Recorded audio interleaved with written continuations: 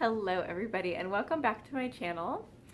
So today I want to talk to you about buying a kalimba. There are so many options, so I just want to real quick kind of go through what some of those options are, and then you can decide what you might like best for yourself. So your first choice is going to come down to how the kalimba is shaped and what it is made out of. So, and there we have a few options. First, you've got your hollow box kalimba. This kind of kalimba is made with a hollow box, as the name implies. As you can see, it has a sound hole, and on the back there's also a couple holes to help with sound. And you can kind of tap on them to make a little percussive thing, which is kind of fun. One downfall of these kalimbas is that generally the top two tines are just not going to have as much sound or resonance as they will on a flatboard kalimba. However, your volume is going to be a lot louder. So, depending on what matters to you, you can choose what you think would work better for you. So here's the flatboard kalimba. And it's just a board on which the kalimba tines are placed, and you can hear that is a little bit more resonant than the hollow box.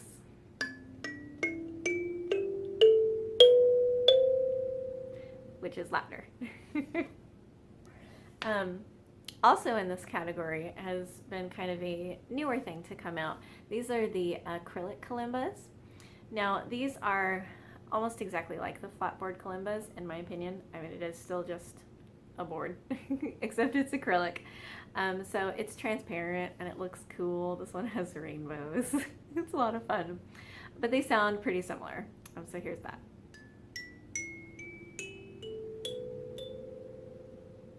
Still pretty quiet, but the resonance is nice, especially on the higher tines.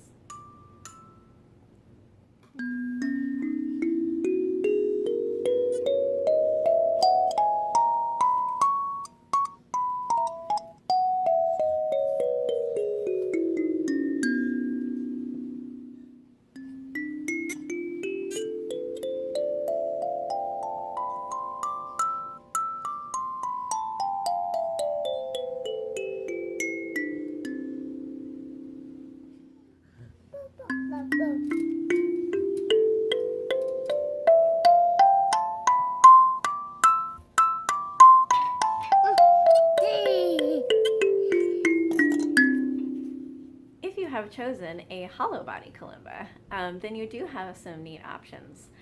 You can choose to get a pickup installed in your kalimba, which is what this one has. And if you have that, you can plug it into a guitar amp, or really any amp that you have, and then you can amplify your sound and it will be louder. And also, if you're a guitar player by trade, you might have some cool effects pedals, and then you can use your kalimba with those, which can sound really, really cool.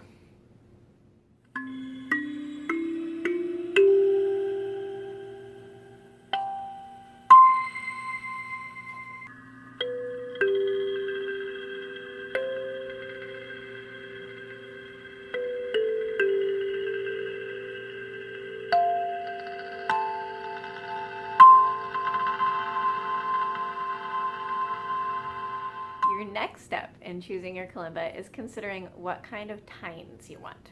Now, these are the tines of the kalimba, and this is what a standard arrangement is going to look like. They kind of come down to a point in the middle, bloop, and there's 17 of them. Now, there are also kalimbas with 15 tines, which are going to have a slightly more limited range.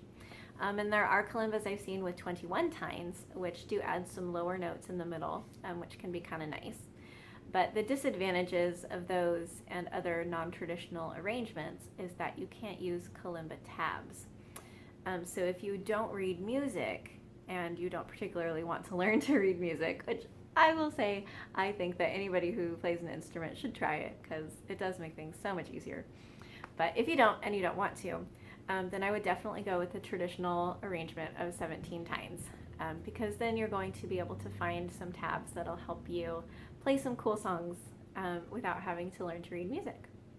But if you do know how to read music, that opens up a whole nother world of non-traditional arrangements, which I'll show you because some of them are really fun. For example, this one is a 20-tine kalimba, and this is by Musica. And as you can see, it doesn't come to that point in the middle. Instead, it goes from left to right, and the lower are on the left, and the higher are on the right. Which, if you're from a piano background, probably makes a lot of sense to you. So if you want to try something like this, where your fingers aren't jumping around to find the notes and instead are going in a straight line, this might be a good option for you. This is another non-traditional kalimba. This is made by Gecko. And this one helps with a pretty unique problem that kalimbas have that I kind of showed you earlier. Those top tines can sound kind of dead, is what they call it, or not very resonant. So this one has solved that problem by doing this neat arrangement, and it's still like, it comes to the point, but what they did is each octave is kind of on its own level. So your first level is the lower octave. And then on top of that, you've got these tines, which are the same length, but they've kind of been raised up. So that sounds like this, the second octave.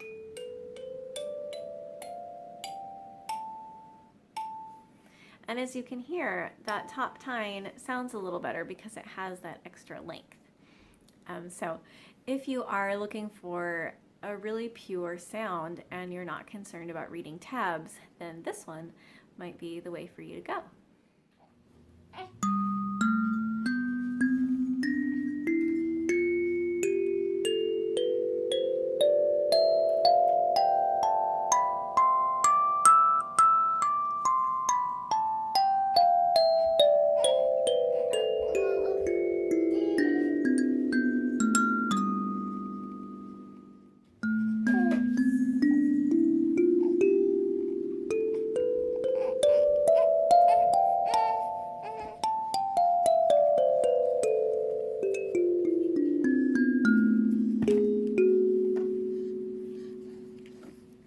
And the last decision you're probably going to have to make, and depending on what you've chosen, your field might be kind of narrow, but these are kalimba brands. I don't have experience with all of them because there are a whole lot of kalimba makers out there, but the top ones are generally seen as the Kimi Kalimba is very popular. They don't just make these acrylic ones, they also make wooden ones, which also get pretty good reviews. I really like the sound of this one. They're generally considered to be pretty high quality. So, Kimi. My favorite brand by far is the Gecko Kalimbas. The tine quality is just super good. It feels nice on the fingers, and I feel like their sound is just really, really great. To me, it sounds better than other kalimbas, but other people will have their own opinions, of course. The geckos tend to be a little bit more expensive, but not all that much, and they are known to be pretty high quality, and they make all kinds of different kalimbas, flatboard and hollow box and all that stuff. Musica, I have to say that while I really like this unique tine design, and I think it's a great idea, the quality of the execution was a little lacking to me. Some of the tines are hard to tune because their overtones sound out a little bit louder than the tone of the tine itself.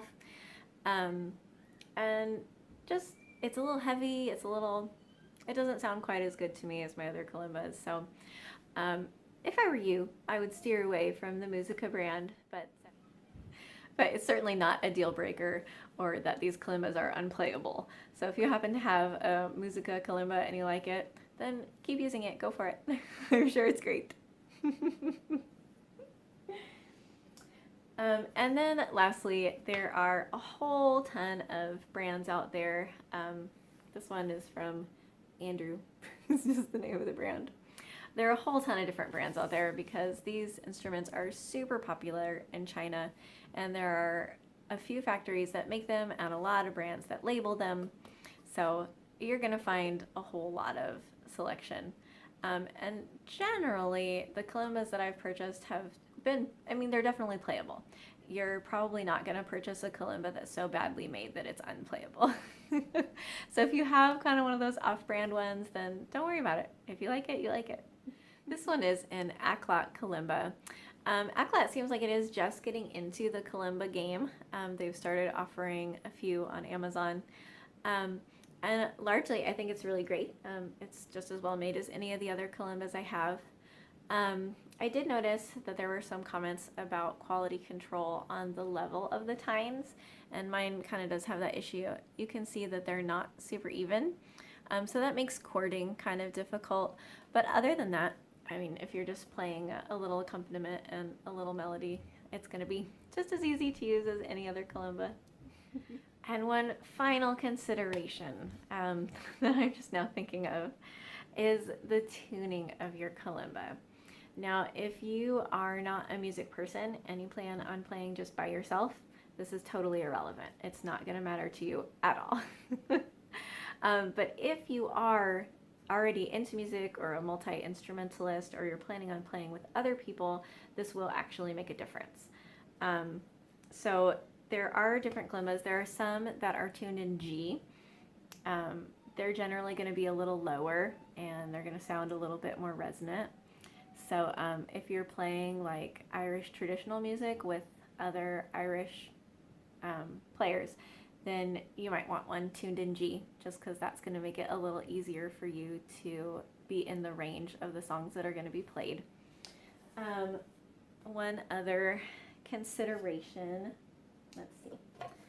Okay, this one is in C. This one is in B, which is only a half step down from C. And Gecko does that, I think, on their kalimbas, just because when you tune down that half step, it does make those top two tines a little bit more resonant. But if you are wanting to play with other people, B is a super uncommon key and actually really difficult to play in for a lot of people and instruments. So if you're looking to play with others, it's really easy to tune it into C when it comes in B. But you might want to consider that. And one other thing to keep in mind.